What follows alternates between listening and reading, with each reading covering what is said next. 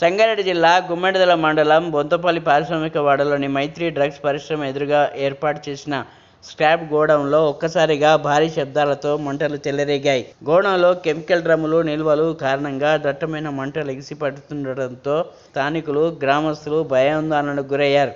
సమాచారం అందుకున్న అగ్నిమాపక సిబ్బంది అక్కడ చేరుకొని మంటలను అదుపు చేసేందుకు ప్రయత్నించారు. ఇలాంటి ఘటనలు పునరావృతం కాకుండా నిర్వాహకులపై అధికారులు కఠిన చర్యలు తీసుకోవాలని గ్రామస్తులు కోరుతున్నారు.